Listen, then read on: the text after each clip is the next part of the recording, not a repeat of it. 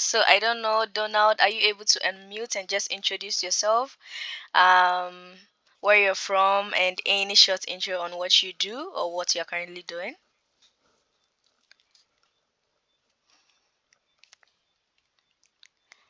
Hi, Donald.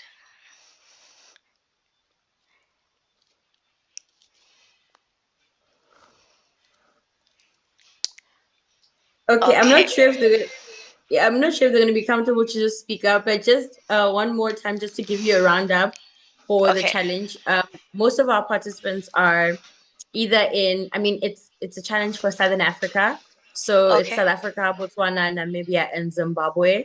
So that's where everybody would be from. A lot of people submitted the climate change initiatives.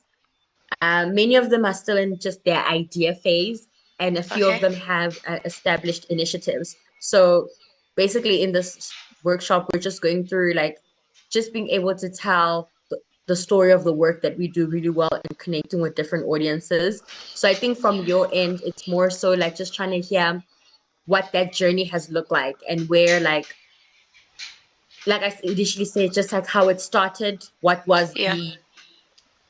the thing, what brought you into the climate change space, and Yeah. how did you end up jumping off on touching on everything else? Yes. All right. I guess I'll just move ahead without the introductions. So I'll just start from the beginning. I'll give a little background on where I started from. So I am Mardia. I am a northerner from the northern part of Ghana, but I grew up in the south. And geographically, the northern part of Ghana has a lot of biodiversity in terms of plant biodiversity and also animal biodiversity. And I am one of the fortunate youth that grew up with foundational knowledge on environmental protection and climate action, even with very limited education in our gross educational system, because youth in Ghana between ages 13 to as old as 21 don't know much about climate, but through the programs and organizations that I've been affiliated with, such as the Comfort program and Mastercard Foundation, and also leadership programs that I participated in, I had exposure into other countries and what is going on in terms of climate and how that is seen in my environment. So from my very young age, that is in my junior high school. I don't know if it's a thing in Southern Africa, but in junior high school, that's before senior high school. I grew up witnessing a lot of um, climate distraction activities such as tree felling, cutting down trees, burning them for firewood, and also burning them for charcoal in the community. And in especially in the northern part of Ghana, there were no alternative fuel for these communities, and they do not have the money or the economic empowerment to be able to afford LPG gas or other forms of clean energy. So it was like whether they liked it or not, whether they knew about climate change and environmental impact or not, they didn't have the capability to change the activities or what they are doing to contribute to the climate problem. So, as a young person who has the big voice and also the opportunity to talk to my youth, to talk to my colleagues in the as a youth, I started my climate advocacy journey by gathering other youth around me. That this is in high school. My gathering started in high school where I didn't have much of an audience. I didn't know much about digital marketing or digital advocacy. So what I could do is to utilize clubs in my high school. So like physical clubs, I attend club meetings, I form small groups, and also kind of forming groups to start up projects. So very little projects, as little as cleanup exercises, as little as doing missionary work. So climate missionary work, where we go door to door in the villages, trying to understand the problems that they are having that is leading them to cut down trees, and also giving them a bit of education in climate and environmental. protection. And this wasn't very easy because we were faced with a lot of problems, such as cultural pushback, because most of this activity is also considered culture. So it's not easy for them to say, hey, we have this new knowledge and let's drop everything that we've known our whole life and join this group of young students in what they are telling us. And another problem was the physical evidence of what we are talking about. Because as at that time we are only high school students, we don't have money to buy gadgets where we can do videos and pictures to show them the evidence of what we're talking about. So those were also other problems that we faced in the climate advocacy sector. But as I transitioned from high school to university and currently where I am, I continued to grow one project after the other. And what helped me is storytelling. And I know you've heard a lot about this in your section already, but there are different angles to how you can tell your story or how you can get people to know about what you're doing. And one of the thing that can get your story out there is bringing other people along, telling the small groups around you, and also using digital platforms as much as you can. So, what do I mean by telling the people around you? Um, Most times, if you look at the African setting, if you're a young entrepreneur or an advocate that you have a solution in your community, it stays in your community. There are no bigger plans to extend it to neighboring communities or to even move it into cities or outside of the nation. So, if you only have little resources to stay within a small region, that's where you stay. You only wait for people to come and see what you're doing, but you do not make efforts to go out and say, hey, I'm going to visit the MP, um, member of parliament. I don't know. Cholo, please correct me if it's not the same thing. So you hear that the MP of your region is going for an event in this location, and you know that you're doing this really amazing job, or you're having these little steps of evidence in your climate advocacy project. This is an opportunity for you to go to that event. Even if you don't get to speak to the MP, you'd get to speak with two or three people that you have the chance to tell them about your project. And those two or three people would keep on also in a conversation. They remember that, hey, Mardia told me she was doing this. There is this young lady I spoke to in the northern part of Ghana in December who was doing this amazing work, and I think I can connect you. And that's how ripple effect creates, and then your story moves from one person to the other. And also engaging the people in your community, not sidelining people that don't directly impact your project. So currently, I'm the founder of Sheane Hub, which is an organization dealing with women empowerment. That's economic empowerment and also empowering them in climate awareness and environmental advocacy. And though my main audience is the local women, local indigenous women in northern Ghana, our organization does not sideline men.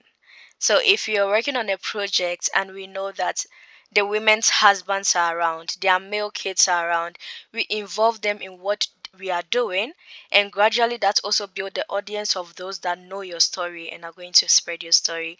So these are really little things that as an organization or as a startup or even in the ideation stage you may overlook but are very important in spreading your work.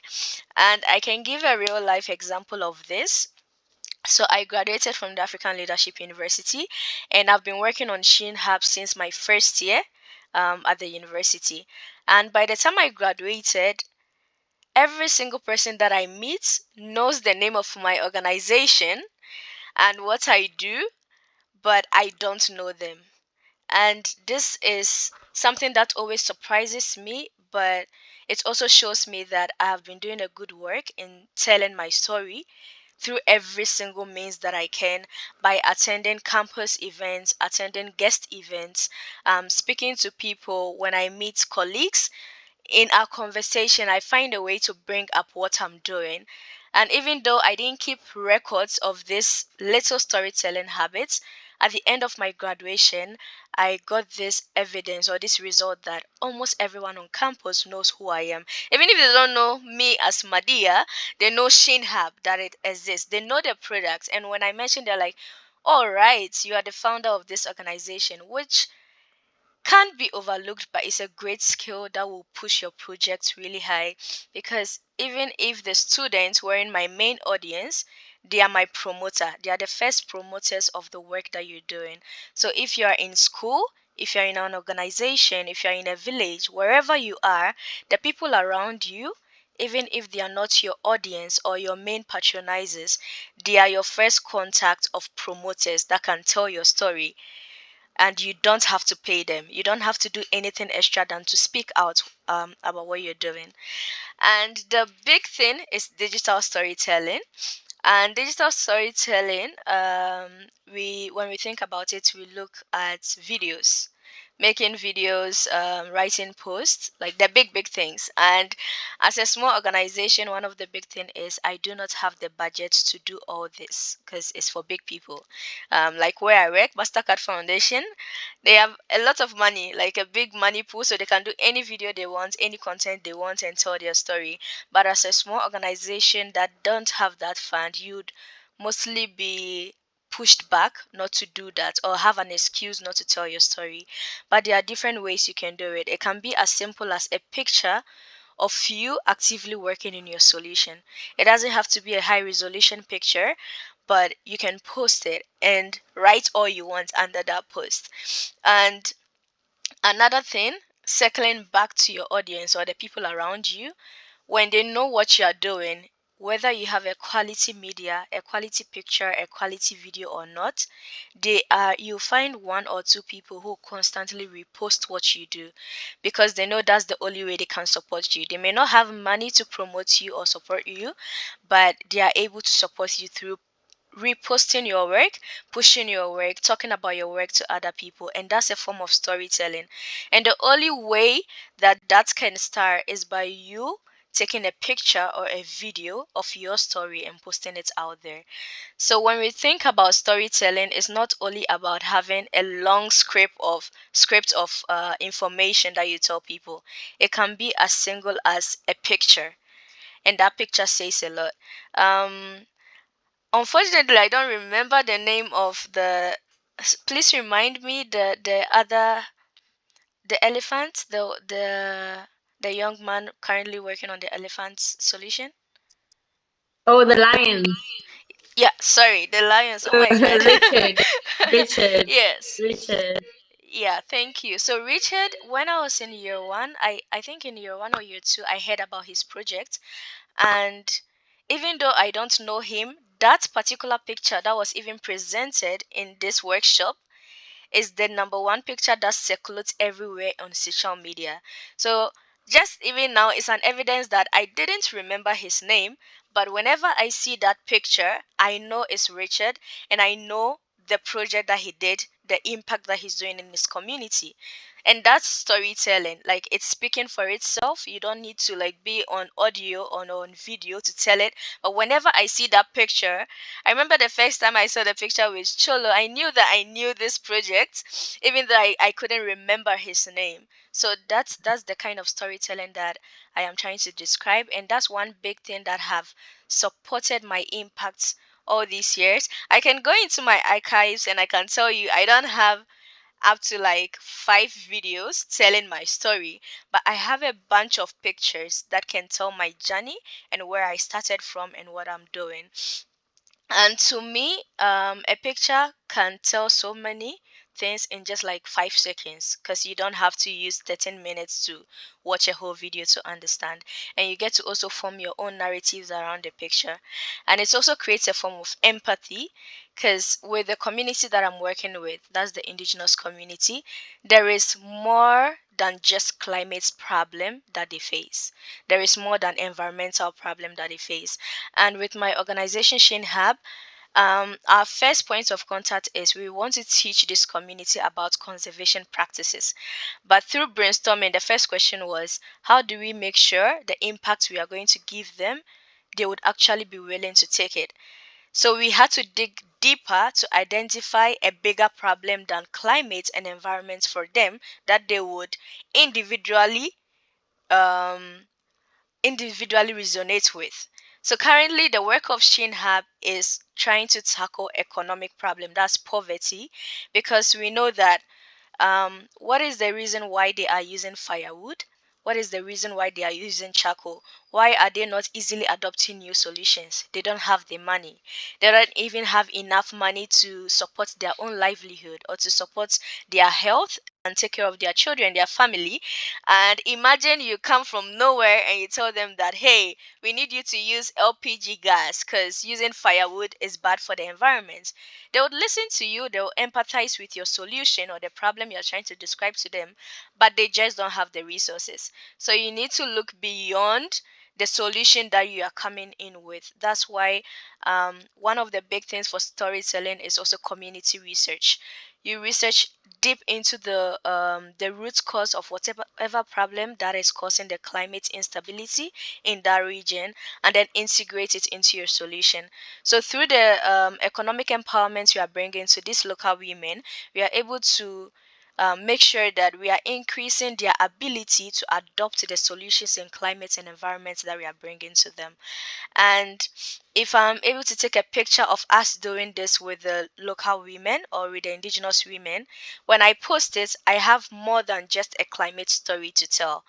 I can tell story from different angles. I saw one of the slides Cholo showed earlier, and it talks about empathy. If you are telling a story, you need to empathize with your audience. And one of the ways to empathize with your audience is to identify compounding problems that keep them where they are. And for me and my organization, the one compounding problem that is leading them not to live but not to support climate is poverty. They don't have the money. They don't have the international eye on the problems that they are having. So I unfortunately I don't have much information about the individual project that everyone is doing, but no matter the project that you are doing, especially with those in ideation, one of the big thing that will help you tell your story is how much research you put in to make sure you identify the root cause of the problem you are trying to solve. And when you identify that root cause, make sure that the solution you are bringing in, with any percent that you'll be able to give out, is solving that big problem, which will lead you to be able to solve the climate problem that you are trying to solve. And that's one of the ways that you get the support that you need from your immediate community. I hope this is like really really impactful information I'm putting out there, because my journey is like really broad, and I'm trying to pick really impactful sectors that I believe would help with um, entrepreneurs from every stage at this moment, and Mm. especially with entrepreneurs that are focused on local communities or rural communities that are facing a lot of problems aside from climate and environment as well. So yeah, No, that is. oh, Oh, sorry, go ahead. sorry. No, no, no, finish, sorry. Now, I was gonna say that is me and my little journey and the few things that I've picked up in terms of telling my story and my journey and how to make impact even in the smallest way. It's more like lessons that helps to make sure that your foundation is strong. Because if your foundation is strong, as you move forward, the likelihood of you failing is lower. But if you don't build a Mm. strong foundation for your solution, is as easy as a snap, you would get tired of even what you're doing and you feel like it's too much and you drop it. Yeah. Oh, Mm. I think that, no, thank you so much. I think that was really, really helpful. Learning quite a lot. One thing that really stood out to me is documenting your journey, no matter how little it is. I think that was the yeah. part where you said take pictures, do this. Like documenting your journey is really important. It's important for you now and can also be important for other people later on down the line. Um, but I hope that people got a lot from that. Because what you said about Sheane Hub is so true, because even when we connected, I didn't know you, but I know Sheane Hub. So when you were like, Sheane Hub, I said, oh, I know, I've seen on social media because Yeah. I've seen some of the work, but I just never knew the person behind it. So that is so, so true in how all of these things just like play out. But Yep. we are running quite over time. But I wanted to leave this time to anybody who would have questions. either the stuff we were talking about before or specifically to Mardia now, her journey or something specific that you want to ask, I truly think this is the time and the platform to do so. Um, Remember, if you feel comfortable to turn on your mic, please do so. If you want to write it in the chat, you're also very much welcome to write in the chat. Any questions you might have, even about your journey and what you're trying to do or where you are currently stuck in your initiative.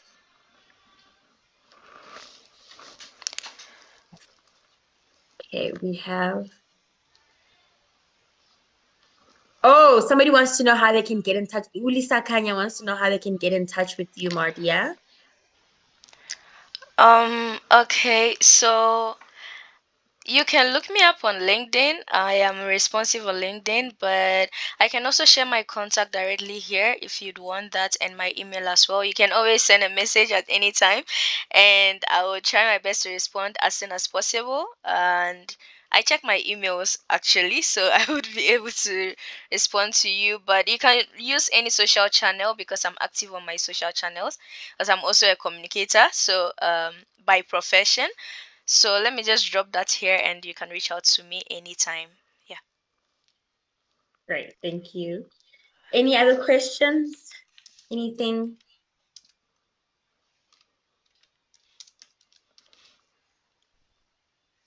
Any insights anyone wants to share? This is your platform. Please, even if you've spoken already, it's okay. This platform is created for you.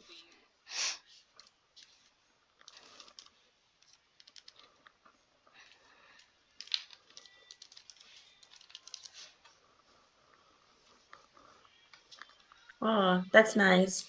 Oh, Lisa Kanya left a comment. Really in awe with the work that you do and the way you speak about it. Presentation is key. All the best and well done. Really, yeah. Thank you. Presentation. If no one has a question, I think I have one question for you, Mardia. You're part of, let me remember. I wanted to ask, because I know that you're part of like the Conservation Leaders Network. Yeah. Just like briefly, if you could give us an idea of what that is and what has been the benefit of being part of a network for you. All right. Yeah. So thank you for reminding me of that because I think I forgot to mention it. So I'm part of the Conservation Leaders Network, which is a network that was started by a young leader, just like all of us, and she's so passionate and super awesome, really, really hardworking. And being part of the Conservation Leaders Network has been very inspiring because on in that network and in the platform that we are in, we gain support from youth leaders from different sectors. So if you're a leader in climate, a leader in environment, a leader in community engagement, like we have youth from all over Africa, from Ghana, Nigeria, Kenya, Rwanda, everywhere, and I think even people outside of Africa as well. And in this, and being part of the organization helps me to know that even when I miss an information in the industry or the sector of focus that we are in, there is someone who would see it and share it. And also, there are people there who are more than willing at any single time you can reach out to them and they will help you in your journey. If you want to build a career in storytelling, there are people who have spoken in numerous I mean like uncountable forums and conferences and have such great networking skills that you can get direct mentorship from. And with my experience so far, it doesn't even feel like mentorship, it feels like just getting support from people who have been ahead of us of or walked a path that we want to follow, because everybody is super nice and really like ready to help others grow. Because with Conservation Leaders Network, our goal is everyone should grow, everyone should make an impact. And we also value the fact that it's not easy to start a journey, it's not easy to start advocacy, a business, and it's not easy. I'm evidence of that. Anyone who reaches out to me and have further conversation with me, you would know what I'm talking about. It's never easy, but it's with the resilience. So that's the Conservation Leaders Network, and it's open to everyone. So I don't know if Cholo would be able to share more information on this. I could share like a link where you can join the network, you can sign up, and also if you would want to have a conversation with the founder as well, I'm sure she'd be more than glad to have conversation with anyone from here who would love to have more mentorship or any a bigger network where you can find more diverse people to interact with. Yeah. Definitely, that'd be really great. I think we can share even in mail after this with like the Yeah. link to the network. Because I think Yes. it's really, really helpful to have those that type of support because I know that it's a network of young Africans. Yep. So I think it's Yeah. really helpful to just connect people on different levels in that way. Because I see now people want to connect with you, and there's a much bigger space where everybody can kind of receive support and just trying to add as much value to our participants. But thank you so, so much. I don't know if there's any more questions. I don't want to take too much of your evening, Ivran. So that's why I'm just trying to like push everything so that we finish on time and we don't go over. But one part I really wanted to touch on, I wanted to highlight is also just for takeaway. Oh, sorry, I'm muting myself. Just outside of this workshop in itself, please note that on the Ashoka website, we have resources that will probably help you on your journey. There's two main resources, which you'll find the change maker story handbook as well as the Changemaker Story Guideline. These resources are really helpful because one of them, I'm not really sure which one. Oh, I think it's the Changemaker Storytelling Guideline. It's not just about putting your story together, but it's a guide. I mean, the guide helps you how to tell other people's stories so that we're not like exploiting, we're not like extracting from them, but it really helps you how to navigate if you have individuals at the forefront of a problem that you're not necessarily at the center of. It kind of guides you how to best tell their story, how to get their Yeah. story, and where to best tell it. So please, please, please do make use of the Ashoka website. We also have similar stories where you can look at stories from sub-Saharan Africa and how different young change makers have told their stories of their change maker story in different fields. Because remember, we are specifically within climate, but other